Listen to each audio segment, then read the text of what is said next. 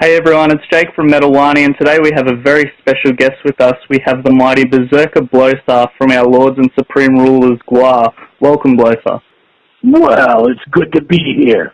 It's good to have you. So, I guess in the beginning it took several years for Gwar to finally invade Australia, but lately the invasions have been coming more and more frequently, and now Gwar is coming back in 2018. Now, I know you weren't part of the last invasion, Blothar, but do you think that the reception that the humans of Australia gave Gwar during those last two cycles, and in particular those Soundwave appearances, helped our Lords and Masters commit to a return invasion so soon? That's right.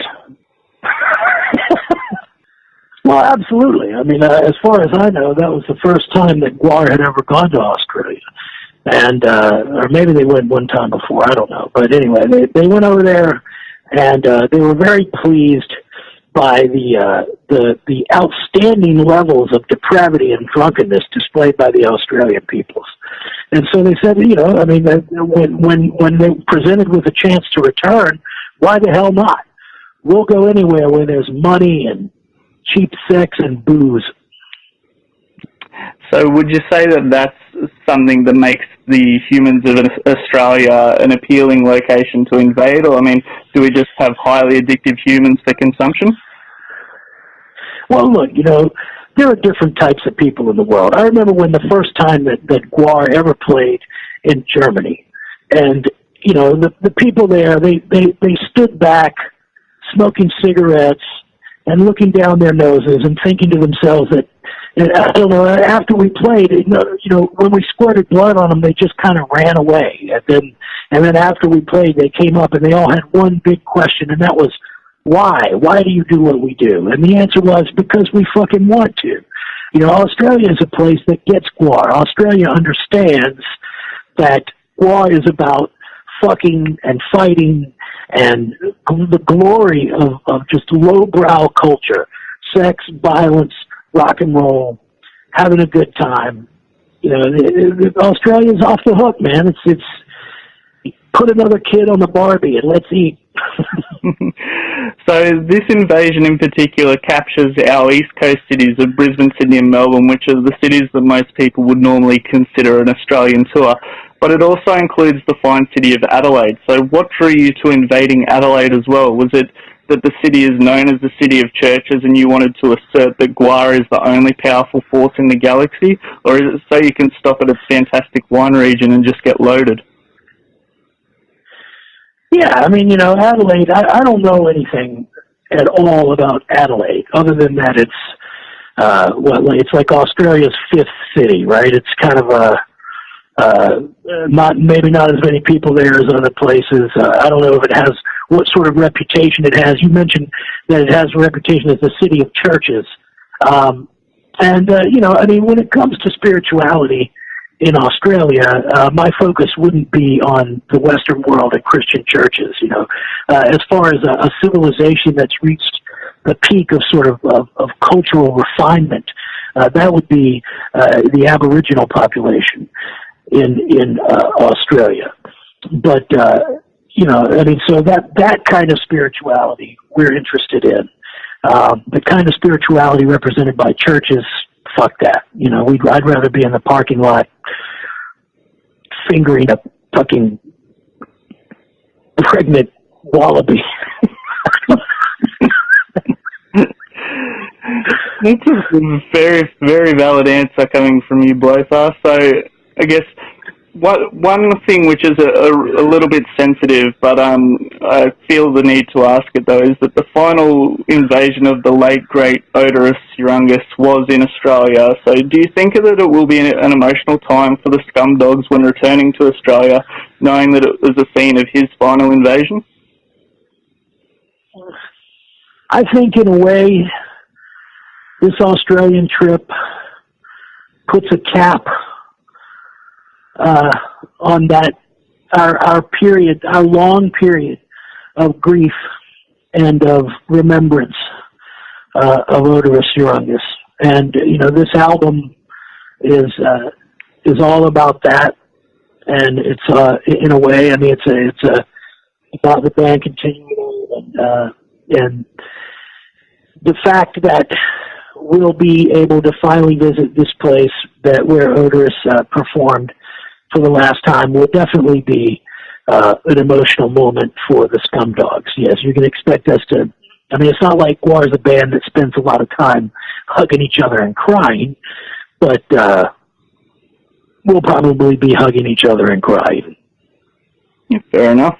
Now, you are playing interior venues for this tour, and these are a lot of places that probably don't take very kindly to fluid being sprayed about. Now, anyone who has seen Gwar before knows what they'll be getting into with this, but I guess the important question is, will there be blood, and is there any possibility that we may see anyone decapitated on stage again like we did in Soundwave? Oh, of course, yeah. I mean, that's what a Gwar show is. A Gwar show is just, like I said, nonstop. I mean, the minute that we take the stage, people lose their minds.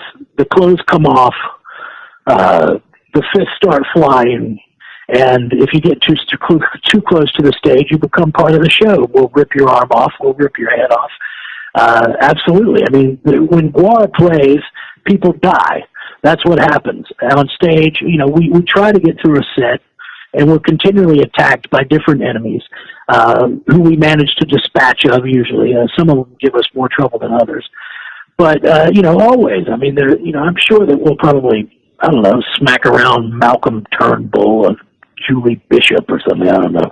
But we'll just, you know, I mean, the whole thing is going to be a big fuck fest, I can guarantee you that. Yeah, cool. So Gwar does, now being 30 of our human years into a career, have obviously a lot of albums and quite an expansive back catalogue to go between. So I guess what sort of arguments go on between our masters and supreme overlords when deciding what songs you will play for the humans of Australia? Well, generally, you know, it's decided by... I mean, that's actually a very good question. You know, on the last tour that we did, the tour of the United States that we just completed, we played almost the entire album of The Blood of Gods. We played every song but one. And considering that we do an hour-and-a-half set, you know, that means we only did maybe 5 or 6 songs that were not on that album, so older songs. And, you know, so it's going to be an interesting, we've actually, it's funny that you had mentioned that. I mean, that's what, on Monday we're going to sit down and talk about it as a group, and that's what Gwar does. You know, you'd be surprised at how amazingly civilized. We'll sit around in bedroom slippers and wearing fuzzy robes and sipping tea, and we will discuss quite mannerably and reasonably which songs we should do. I think probably that it's going to be a mix of our. I think we're not going to do the same thing we did in the U.S. We're going to have to play a lot of older songs because Australia hasn't seen Gwar very much. So we'll look at the set list we did the last time we went to Australia, and we'll pick some songs that we might have left out that time, and play the songs that people know, and you know, pick the best ones off of this album to do.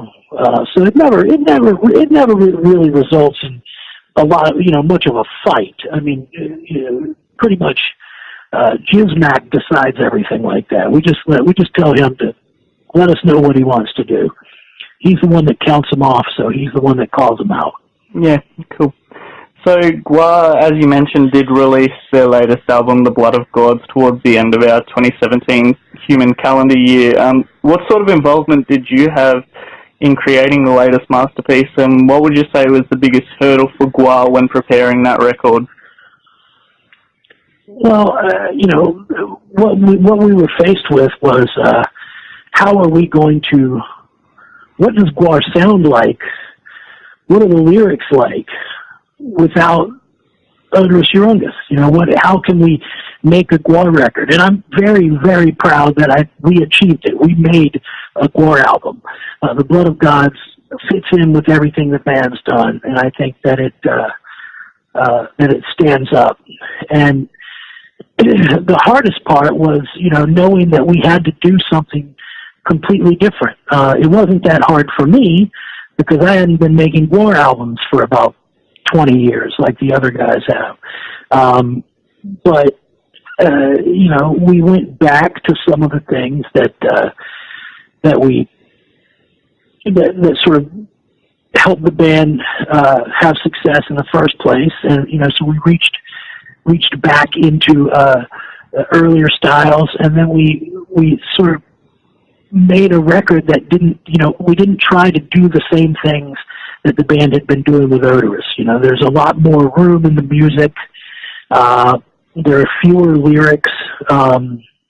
There's more of a focus on hooks, and that's something that the band hadn't been doing. So making a record that had that, and that had maybe a little less of a modern sort of, thrash metal sound, and going in a direction that was a little bit more rock and roll. There's some thrash metal on there, but those decisions like that helped make the record both stand apart from what the band had been doing lately, and yet fit in with what the band has always done, which is, make good rock and roll music that's criminally underrated. Gwar's an underrated band for its music. And, one of the things we wanted to do on this record is to give the music some room. And that's what we did. I'm not singing over top of everything. And you can, the songs sort of speak for themselves, and everything about the record, everything about its production draws attention to the music. And that's something that Gwar just hasn't been doing lately. So it's different. And, the hardest part about it was getting started. How do you get started? How do you sit down? And the truth of the matter is that I'm one of few humans in the world who has actually written Gwar songs before this, written lyrics to Gwar songs before this record. I've written several sets of Gwar lyrics. So, but when I sat down to do it, I sat down to do it with Ballsack. We wrote most of the lyrics together, and it's like, the idea was, we're not going to sit here and try to out Oderus. Nobody can do that. Yep. Nobody has that kind of wit. Nobody has that kind of singing style. So, we wanted to do something that was different and that played the different strengths that the band has had. But also something that I think, one reason that the record works is because its themes, the themes on the record are Gwar themes. And we've kept it, we haven't written the way Oderus would write, but we've written about subjects that exist within the realm of Gwar. Yeah, definitely. And I think that you guys have hit that right balance. Like as you said there, you didn't want to try and out Oderus, but I think you've hit that right balance where you've taken the best parts of the history and the past of Gwar, and you've brought them in, and you've emerged them into this new iteration of the band, and the album works really well. Oh, well, thank you. I appreciate it. It was, Ronan Murphy definitely helped, as much as I hate to give credit to that dude, the producer. He did help us. He was a guy, we were working with someone who knew the musicians in this band very well. And, so we were lucky in that regard. But I'm glad to hear you say that. That's what we were trying to do, is strike that balance, and I think we did it. So yeah, good on us. We should have a party. We should go to Australia. That's what we should do. So speaking about parties, I do have one final question for you. Gwarbecue took a break in 2017 while you were focusing on writing The Blood of God. So is it going to be back around in 2018 now that you've finally got the album out? Maybe it will, maybe not. I think it'll come back, but it won't be in the form that it's been over the past few years. I think we're talking about having a Gwarbecue that's more like what they used to be. It's a big, old-fashioned rock music party. So it'll probably, if it does come back, it'll be in in that respect. But right now, there aren't any plans for it in 2018. But nobody's ruled it out. We just haven't started talking about it yet. Yeah, cool. Blothar, thanks so much for your time, and we look forward to seeing you with the rest of the Scumdogs when you come and invade later this year. All right. Thank you, sir. Have a good day, and hopefully the rest of the interviews go well. All right. Thanks. Cheers. Bye.